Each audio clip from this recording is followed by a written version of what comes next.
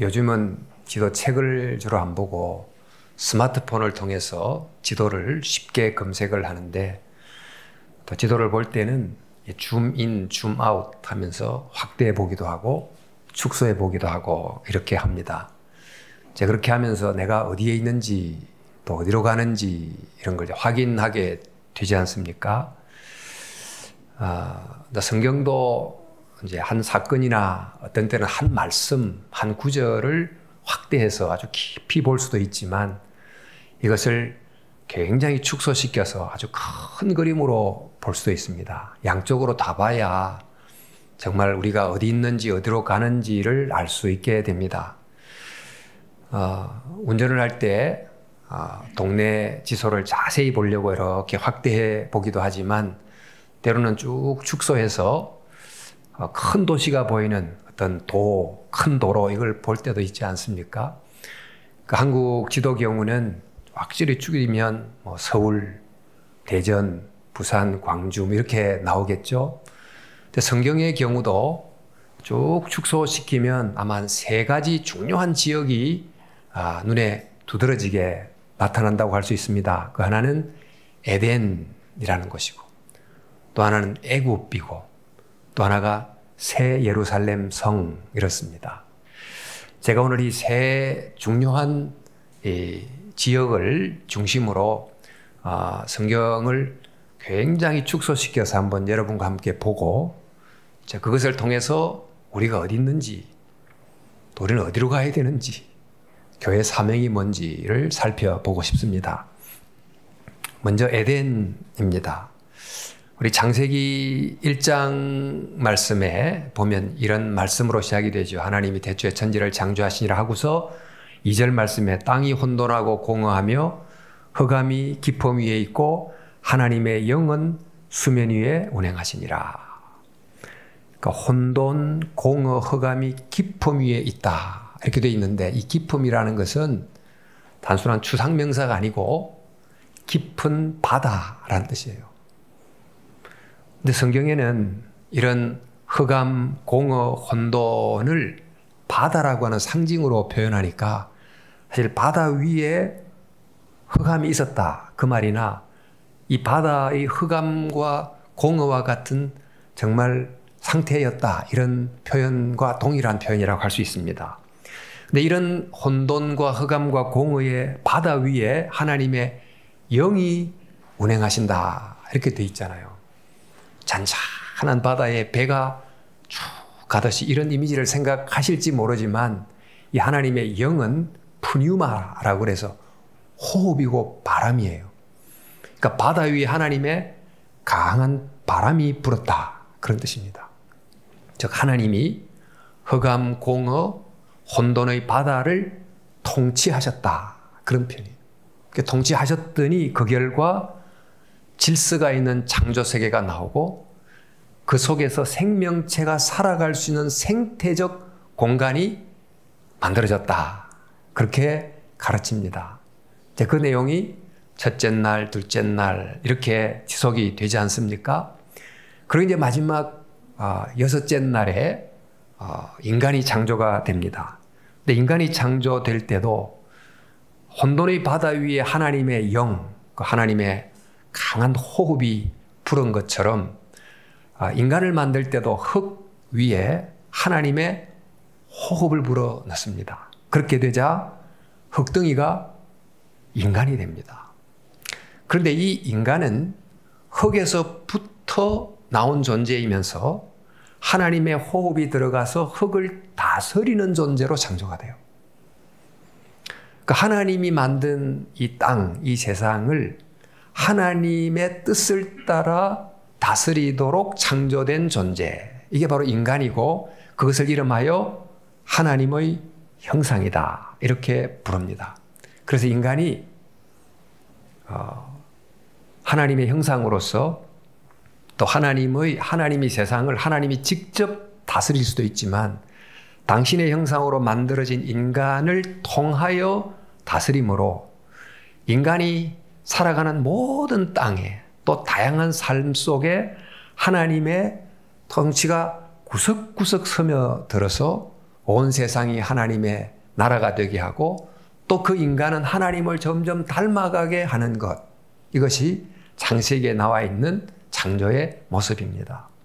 근데 이렇게 인간이 하나님의 뜻을 따라서 행하게 되면 정말 온 세상이 하나님의 다스림으로 구석구석 스며들게 되는데 우리에도 헌법이 있습니다만 그 헌법 속에 있는 그 정신을 국민들 모두가 정말 가슴에 다 담고 어기지 않고 교육, 정치, 문화 각 영역에서 헌법적 정신을 삶으로 다 구현해낸다고 하면 그 헌법이라는 정신이 실제 현실 속의 나라로 견고하게 서게 되지 않겠습니까? 바로 이렇게 하나님의 거룩한 다스림이 온 세상에 충만하기를 계획하시고 인간과 땅을 만드셨습니다.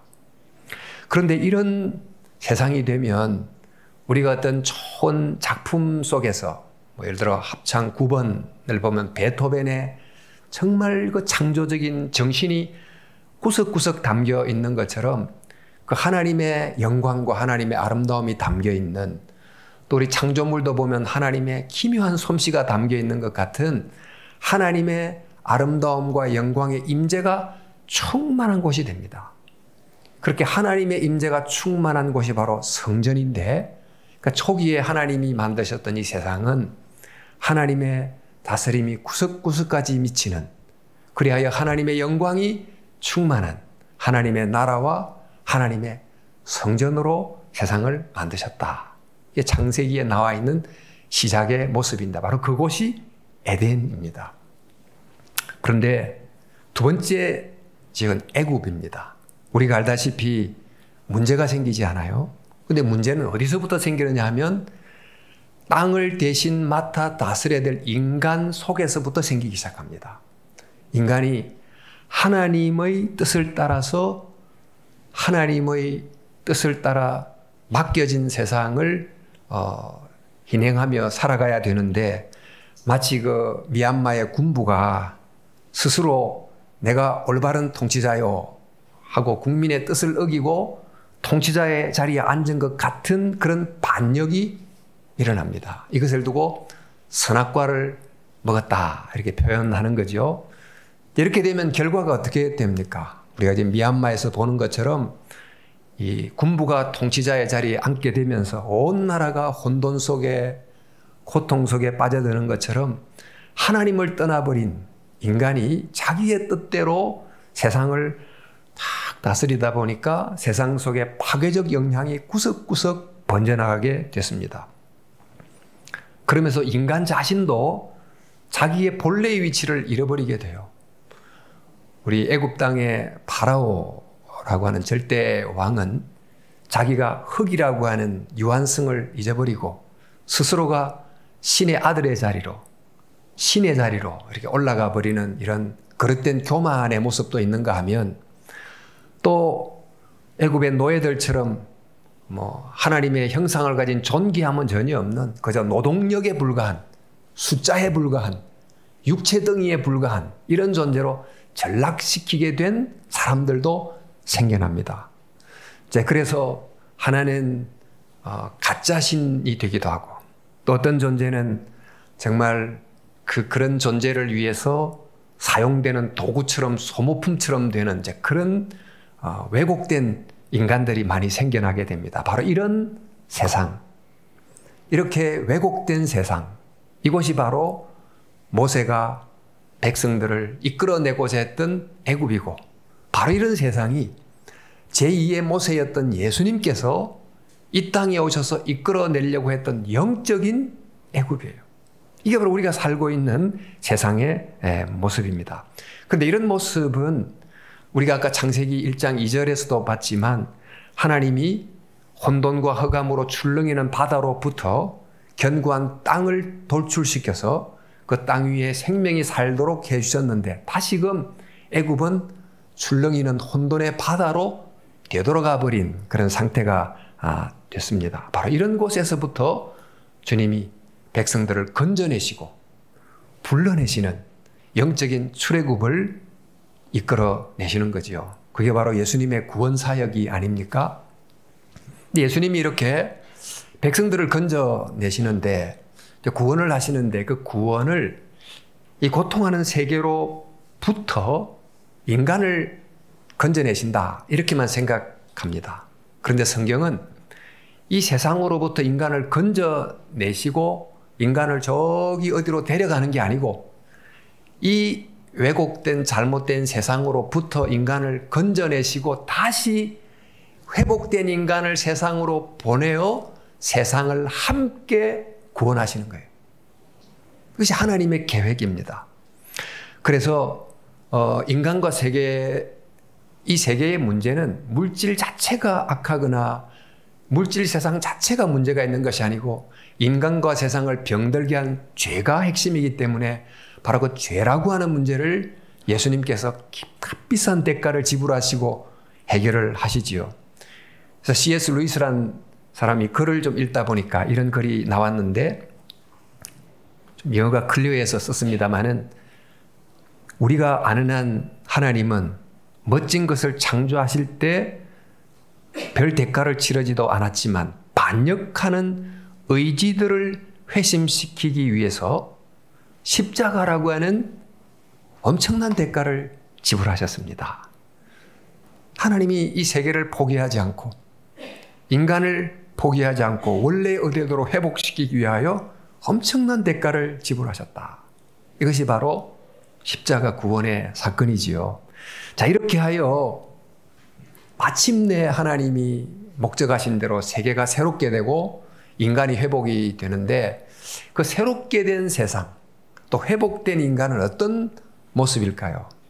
자, 오늘 이 부분에 좀 중점을 둬서 말씀을 나누려고 합니다. 자, 오늘 계시록 21장 5절 말씀에 보좌에 앉으신 이가 이르시되 보라 내가 만물을 새롭게 하노라. 하나님이 만들었던, 처음 만들었던 이 세상을 파괴됐고 병들었다고 버리지 않으시고 그것을 새롭게 하신다고 약속을 하셨습니다. 이렇게 새롭게 된 세상을 일컬어 새 하늘과 새 땅이라고 부르는데, 이 새 하늘과 새 땅의 특징이 많은 중에 중요한 특징 하나는 바다가 없다 하는 특징을 가졌습니다. 우리 21장 21절 말씀, 내가 새 하늘과 새 땅을 보니 처음 하늘과 처음 땅이 없어졌고 바다도 다시 있지 아니하더라.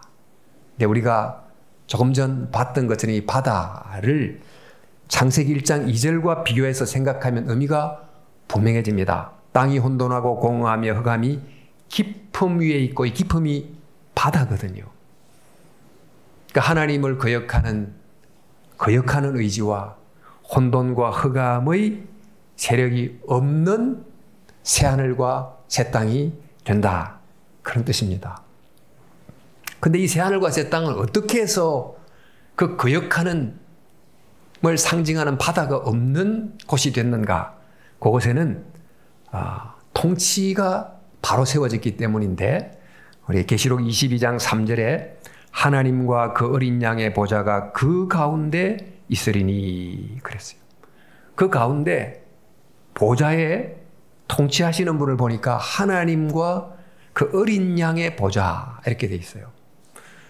우리 보통 통치하는 왕을 상징하는 동물이 사자잖아요. 라이언인데, 사자 같은 모습으로 통치하시는 분을 가만히 보니까 어린 양의 얼굴을 하고 있는 거예요. 그 어린 양이 누굽니까? 백성을 위하여 자기 목숨을 버리신, 그 속에 백성을 위하여 자기 목숨을 버린 희생의 사랑이 넘치는 분이 다스리는 거예요. 하나님의 나라는 우리가 세상에서 보는 그런 많은 통치자들과는 너무나 다른, 백성들을 위해서 자기 몸을 버리신 어린 양, 그 하나님의 사랑이 다스리는 것입니다. 우리가 자녀를 너무너무 사랑하는 부모가 자녀를 돌볼 때 자기를 희생하면서 돌봄으로 우리 아이를 살려내는 것과 같이 하나님의 이런 사랑으로 우리를 다스리고 하다 보니까 그 결과가 어떻게 되는가?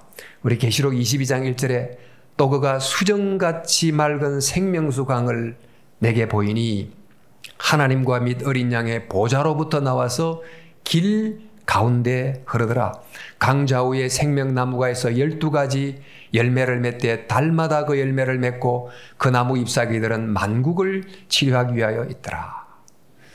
우리 에덴 동산에서는 강물이 동서남북으로 흘렀는데 동산 중앙에서 흘렀다 이렇게 표현이 되어 있습니다만은 이 계시록에서는 하나님의 보좌에서부터 강물이 흘렀다고 되어 있어요.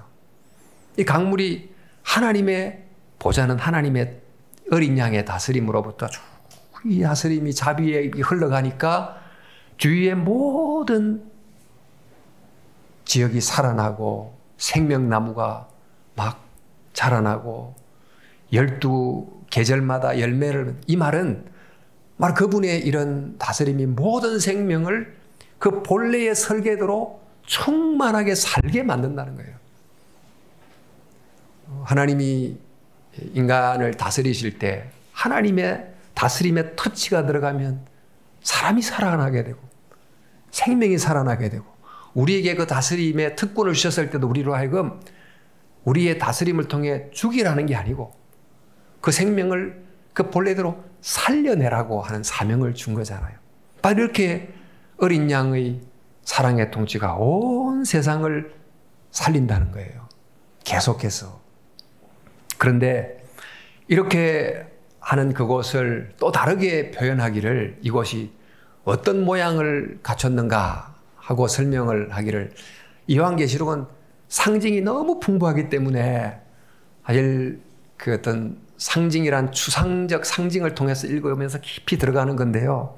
한번 또 이렇게 되어 있습니다. 그 성은 네모가 반듯하여 길이와 너비가 같은지라 그 갈대자로 그 성을 청량하니 12,000 스타디온이요 길이와 너비와 높이가 같더라. 그 성곽을 청량함에 144 규빗이니 사람의 청량고 천사의 청량이라. 청량을 해보니까 길이, 높이, 너비가 똑같은 정방형 모양을 가졌더라 하는 것입니다. 실제로 이런 모양을 가졌다는 의미가 아니라 이런 모양을 가졌던 장소가 바로 지성소이거든요. 그러니까 하나님의 영광이 가장 충만하게 머무는 가장 거룩한 장소, the most holy place, 지성소. 이게 바로 정방형으로 생겼어요. 즉 하나님의 나라는 이렇게 하나님의 임재가 구석구석 이렇게 스며들어 있는 모든 곳마다, 모든 사람의 심령마다 하나님의 임재가 충만한 성전이 됐다는 것입니다. 그래서 이 곳이 새 예루살렘 성인데 이곳에는 그래서 성전이 없는, 성 자체가 성전이 되어버린 곳이 됐다, 이렇게 표현해주고 있습니다. 이것이 하나님이 새롭게 회복한 새하늘과 새 땅에 관한 다방면의 묘사예요. 단순한 물질 세계가 막 살기 좋은 기가 막힌 곳으로 있다, 그런 것이 아닌 하나님의 다스림을 통해서 일어나는 생명의 회복과 하나님의 아름다움이 충만한 이런 곳이 새하늘과 새 땅이다.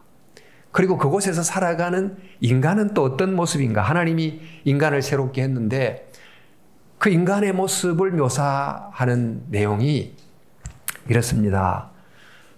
계시록 21장 19절에 그 성의 성곽의 기초석은 각색 보석으로 꾸몄는데 그랬습니다. 그 성을 이루는 정말 재질들이 최고로 이루어졌다, 그런 의미도 되지만 그 성 안에 살아나가는 사람들이 보석 같은 존재처럼 되어 살아간다, 그런 뜻을 함께 담고 있습니다. 우리가 이제 성경을 큰 그림으로 보기 위해서 몇 가지 핵심 키워드를 가지고 계속 이 말씀을 짚어가고 있는데, 인간이 흙으로 창조가 됐잖아요. 근데 흙을 다스리는 존재거든요. 근데 만약 우리가 흙으로 창조된 존재가 정말 하나님의 뜻을 따라 하나님의 땅을 잘 다스리면 그는 단순한 흙이 아니에요. 그는 보석 같은 존재가 되는 거예요. 그러니까 하나님이 우리를 그런 빛나는 보석 같은 존재로 만들어 가시는데 마침내 그런 존재가 된다는 것입니다. 우리 여러분 사람을 만나면 사람마다 어떤 느낌이 있어요. 딱 만나면 어떤 눈빛이나 얼굴빛을 통해서 뭔가 어떤 기운 같은 걸 느끼잖아요.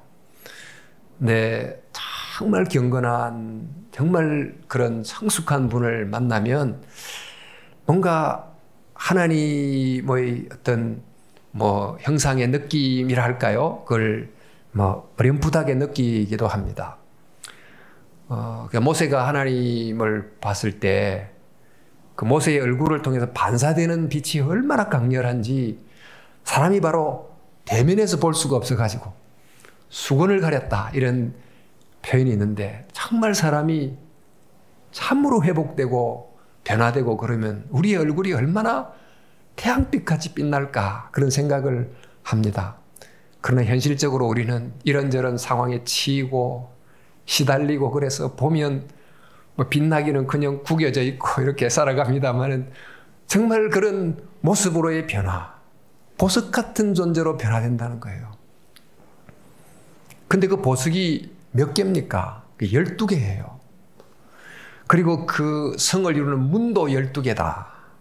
또 길이 높이 넓이도 12규빗이다. 이러면서 10이라는 숫자가 계속 나옵니다. 12 곱하기 12 하면 또 144 나오고 이런 12가 계속 나오는데 10이라는 숫자가 성경에는 또 굉장히 중요한 미닝을 가지는데, 우리 성경에 3 하면 하나님을 뜻하는 거거든요.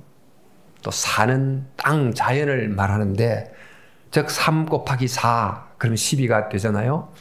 그러니까 10이라는 것은 하늘과 땅이 만난다 이런 뜻이거든요. 그러니까 하늘과 땅이 만나는데 하늘과 땅이 어디서 만날까요? 사람 속에서 만나는 거예요. 사람이 흙으로 만들어졌잖아요. 흙 속에 하나님의 호흡이 들어갔잖아요. 그 하나님의 뜻을 따라 우리가 흙인데 흙을 다스리는 왕으로 살아가요. 하늘과 땅이 인간 속에서 만나요. 정말 우리가 하나님께 순종하고 살아가면 흙이 보석처럼 바뀌는 하나님의 형상이 된다는 거예요. 그래서 이스라엘 12지파, 회복된 하나님의 형상을 뜻하는 거예요. 예수님의 12제자, 회복된 하나님의 형상을 뜻하는 것입니다. 이것을 12 곱하기 12, 144, 거기다가 수 많다는 다수를 의미하는 1000을 곱하면 14만 4천이 되잖아요. 구원받은 숫자가 14만 4천이다. 그 말은 문자 그대로 14만 4천 명이다. 숫자가 중요한 게 아니고 하나님의 형상으로 회복된 무수히 많은 사람들, 이런 뜻이거든요. 14만 4천. 그런데 이 구원받은 이 숫자 14만 4천의 모습은 구체적으로 어떤 모습일까? 그것을 예수님이 보여주셨어요. 예수님이 살아 생전에 사셨던 모습이 그렇지만 더욱 분명한 모습은 부활을 통해서 보여주신 거예요. 예수님의 부활의 몸은 정말 온전히 회복된 인간의 보석 같은 모습이 어떤 것인지를 알려주신 것입니다. 하나님 우리를 영혼만 구원하지 않으세요. 우리를 몸까지 구원하셔서 하나님이 창조하셨을 때 맡겼던 그 소명을 온전히 수행하도록 그렇게 하시는데, 이 부활의 몸이야말로 정말 하늘과 땅이 제대로 만나는 인간의 모습이에요. 우리가 육체를 갖고 살아가면서 나 바깥에 있는 이 자연 현상을 어떻게 우리가 인지합니까? 5가지 감각을 가지고 시각, 청각, 후각, 미각, 촉각이라는 감각을 가지고 보기도 하고 맛보기도 하고 터치하기도 하고 이러면서 내 바깥에 있는 세계의 존재를 알고 또 느끼기도 하고 또 인지하고 그렇게 살지 않습니까? 음악의 경우는 정말 음악을 잘하는 분은 절대 음감이 있어서 일반 사람보다 훨씬 더 음악의 세계에 더 가깝게 접촉하고 접속하고, 미술하시는 분은 또 색의 세계에 그렇게 하게 되겠습니다만은, 자, 이렇게 우리가 5가지 감각을 가지고 우리 바깥에 있는 물질 세계를 인지하는데, 이 하늘과 땅이 만나는 그 인간인데 하나의 인지 감각을 잃어버리고 사는 거예요.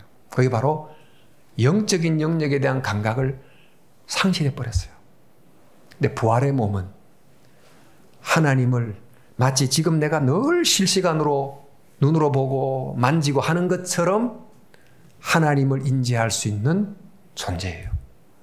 그러니까 하나님을 알고 그분의 뜻을 알고 내가 발을 딛고 살아나가는 세상을 그분의 뜻을 따라 다스리는 존재가 바로 부활의 몸의 중요한 특징입니다. 우리는 그냥 부활한다 그러니 몸을 갖고 안 죽고 건강하게 살겠네 이렇게 생각하지만 부활의 몸은 바로 창세기 1장에 말한 하나님의 형상으로 창조된 인간의 완성된 모습이다 이렇게 볼 수 있습니다. 그래서 요한계시록에 보면 부활한 존재가 항상 왕노릇한다 하는 표현과 같이 나와요.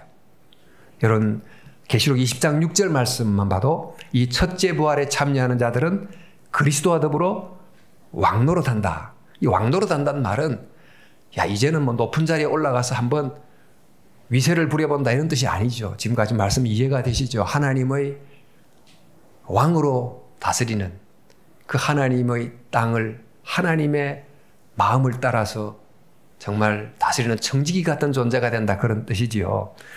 우리 사도신경 늘 고백할 때 마지막 부분에 우리가 부활과 영생을 믿사오며 이렇게 고백으로 끝이 납니다. 우리의 고백의 마지막이 즉 우리는 예수님의 정말 구원의 사역을 통해서 이 병든 세상이 새하늘과 새 땅이 되고 또 그 땅에서 살아갈 부활의 몸을 입게 될 것을 고백하는데 성경이 마지막 말하는 그 최종 하나님의 나라 이것은 공관복음에서 하나님의 나라 하나님의 통치하는 나라로 말하지만 요한복음은 그걸 영생이라고 말합니다. 똑같은 말이에요. 하나님의 나라가 영생이에요. 근데 영생이란 뭐냐? 무시간적으로 영원히 시간이 지속된다. 그게 포인트가 있는 것이 아니고 새하늘과 새 땅에서 부활된 몸을 가지고 살아가는 삶, 그게 영생입니다. 그런데 이 하나님의 나라에서 영생을 사는데 거기서 뭘 합니까? 늘 예배드리고 찬송하고 악기 연주하고 이렇게만 사는 것으로 종종 생각하잖아요. 또 어른들은 아유 그것도 뭐 괜찮겠네. 우리 중고등학생한테 그러면 저 천국이 조금 가기가 좀 그러네요. 지루해서. 거기서 말하는 거 예배라는 것은 단순히 모여서 예배하는 걸 말하는 게 아니에요. 그 하나님의 정말 마음으로 살아가는 모든 삶의 모습이 예배인 거죠. 하나님과 더불어 함께 그분의 다스림을 따라서 각 분야를 따라 살아나가는 바로 그 삶이 곧 예배요, 창조고, 기쁨이고, 보람이 되고 이렇게 사는 것이라는 것입니다. 자, 하여튼 이런 이야기로 이런 내용으로 성경이 말씀하시는 이 마지막 부분을 설명해 주면서 하나님은 하나님이 창조하신 그 세계와 인간을 포기하지 않으시고 회복하기 위해서 엄청난 대가를 치르시고 지금도 구원을 행하시면서 마침내 구원하신다 하는 약속을 우리에게 주십니다. 자, 그렇다면 이 성경의 지도책을 펴서 보니까 그것을 축소해서 보니까 이런 모습이 보여요. 이런 지도책을 보면서 우리는 그러면 지금 우리는 어디쯤 와 있지? 우리는 어디로 가야 되지? 우리는 여기서 뭘 해야 되지? 이런 질문을 갖게 됩니다. 여러분, 지금 우리가 어디에 있는지를 알아야 됩니다. 매일 차를 타실 때마다 내비게이션이 쫙 켜지고 지도책이 나오고 우리를 인도하고 그렇게 합니다. 그런데 여러분, 이런 지도책이 아닌 영적인 지도책을 펼쳐야 돼요. 영적 지도책을 펼쳐야 영적으로 우리가 어디 있는지를 바르게 알 수 있습니다.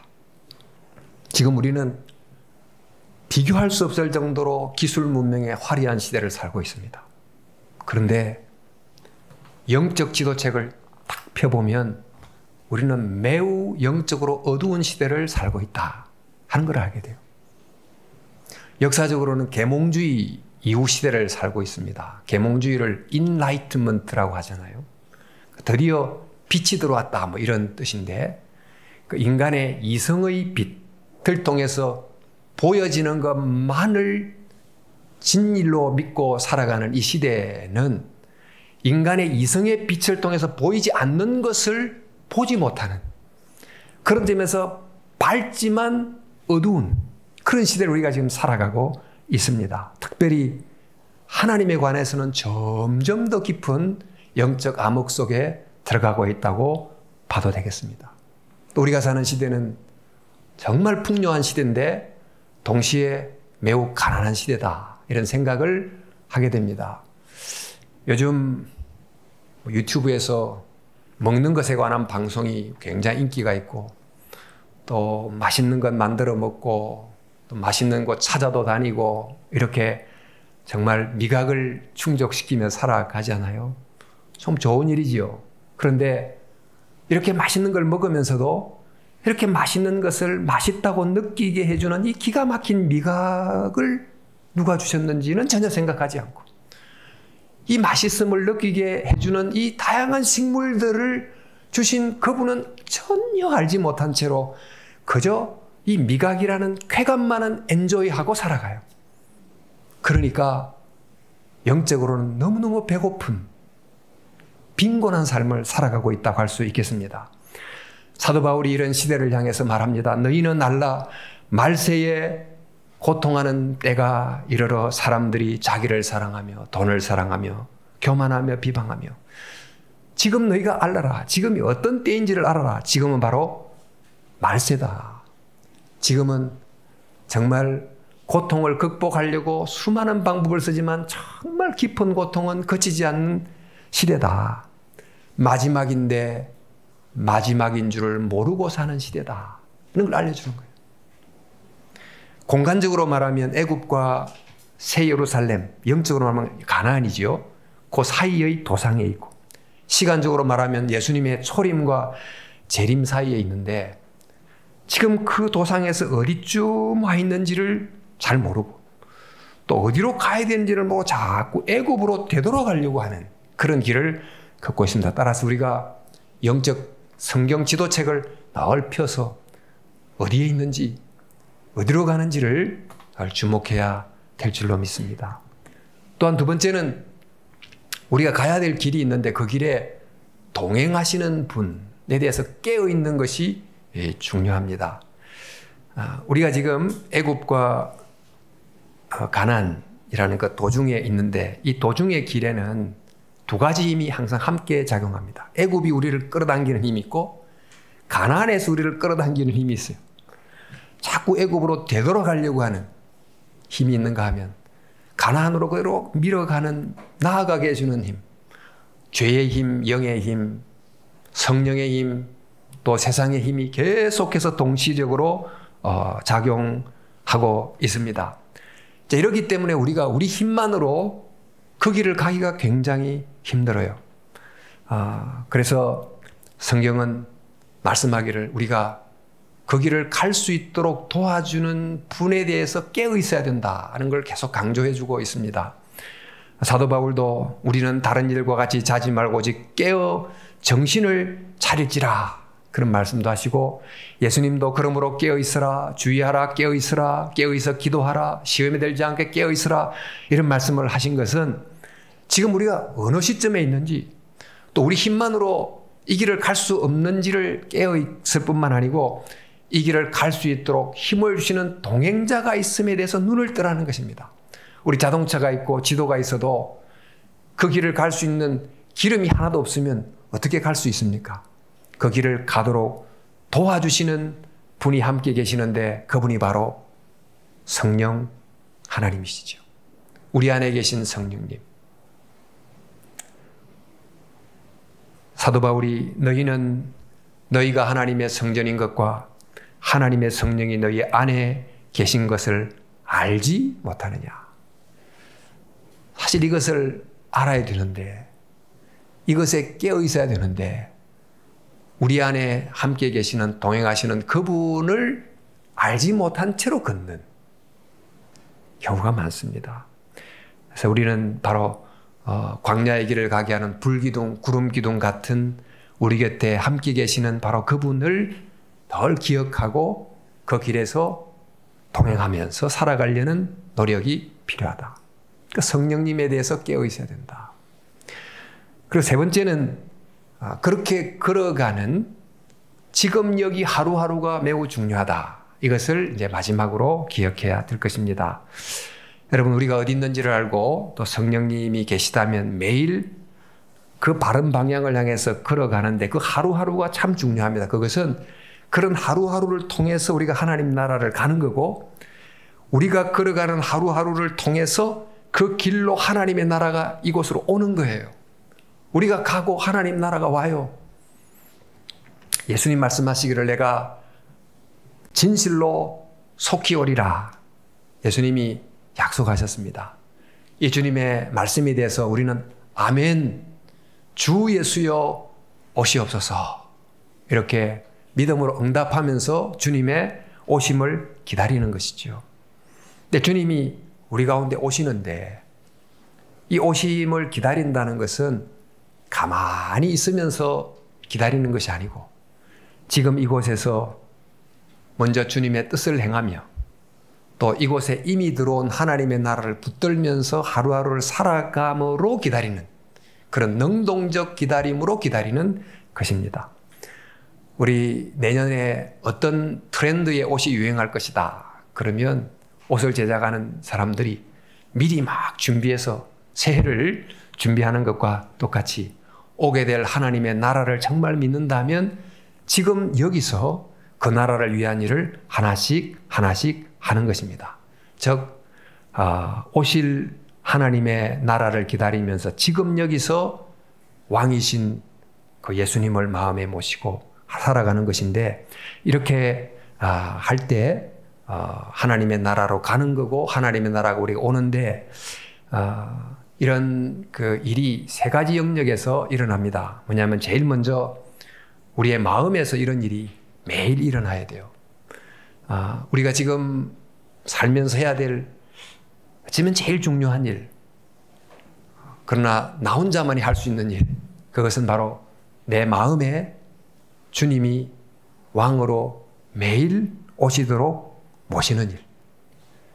내 마음이 전쟁터와 같고 여러 가지 생각들로, 근심으로, 염려로, 욕망으로, 바로 이런 내 마음 속에 주님이 내 속에 오셔서 내 감정과 의지와 또 지성을 다스리도록 끊임없이 그분을 초청함으로 내 마음에 먼저 하나님의 나라가 임하게 하는 일, 이런 일을 하면서 기다리는 거예요. 하나님 나라로 가는 것입니다. 또 그러면서 내 마음을 통해서 하나님 나라가 임하는 거예요.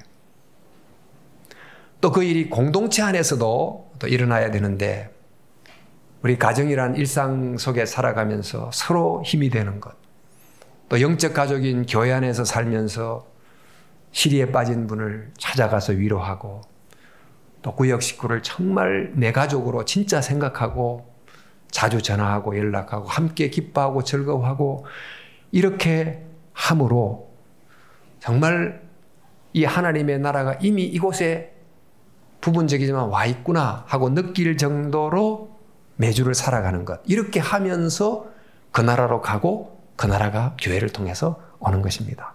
또 우리 이런 일은 우리가 사는 세상 속에서 일어나야 되는데, 우리가 다양한 직업을 가지고 다양한 일 뒤에서 살아갑니다마는 그 무엇을 하든지 교사라고 하면 그저 맡겨진 공식적 업무만 하지 않고 좀 말썽쟁이 아이가 있어도 내 아이처럼 생각해서 만약 그 아이를 돌봐서 회복시켜 준다면 그는 곧 하나님의 다스림을 그 아이에게 흘려보내는 하나님의 통로가 되는 거겠죠. 의사가 많은 환자를 보지만 한 사람 한 사람의 그 고통을 기억하면서 더 깊이 공감하면서 그에게 다가간다면, 예술가가 좋은 작품을 만들고 과학자가 기술을 만들고 또 어떤 직위에 올랐다면 그 직위에서 그 사람이 정말 하나님의 뜻대로 그 일을 잘 감당하면 그런 일을 하면서 하나님 나라로 향해 가는 거고, 또 그 사람을 통해서 하나님의 나라가 이 땅에 임하게 됩니다. 자, 오늘 창립 기념주일을 좀 맞이했는데 금년에는 또 무슨 새로운 일을 해봅시다, 이렇게 좀 아이디어도 만들고 이렇게 할 수도 있겠습니다. 물론 이제 시대에 따라서 그런 제안들이 들어 있긴 하지만, 그러나 놓치지 말아야 될 것은 무슨 새로운 일을 하기보다 마땅히 해야 될 일을 새로운 마음으로 한결같이 하는 거예요. 우리가 반드시 해야 될 일을 헛마음이 아닌 늘 새로운 마음으로 신선한 각오로 더 알차게 더 진실하게 행하는 것이 하나님의 교회를 잘 세우는 것인 줄로 믿습니다. 사랑하는 성도 여러분, 우리가 말씀의 지도책을 늘 펴셔서 어디 있는지를 늘 알고 깨어있기를 바랍니다. 그 길에 동행하는 성령님이 우리 안에 계시고 함께 있다는 것을 기억하시고 늘 그분에게 의지하고 그분을 모시며 살아갈 수 있기를 바랍니다. 무엇보다 그렇게 살면서 내가 살아가는 내 일상이 소중하다. 그 일상이 하나님 나라가 오는 길이다. 나는 그 일상을 통해서 하나님 나라로 간다고 생각하고 이 일상이란 하루하루를 소중히 여기며 살아갈 수 있기를 바랍니다. 그래서 우리 서울영동교회에 속한 모든 성도들이 저한 모든 곳에서 정말 하나님의 나라로 가고 하나님 나라를 오게 하는 그 다리가 되고 길이 되고 또 통로가 되는 그런 복된 삶을 살아가는 은혜가 있기를 진심으로 바랍니다. 우리 함께 기도하겠습니다.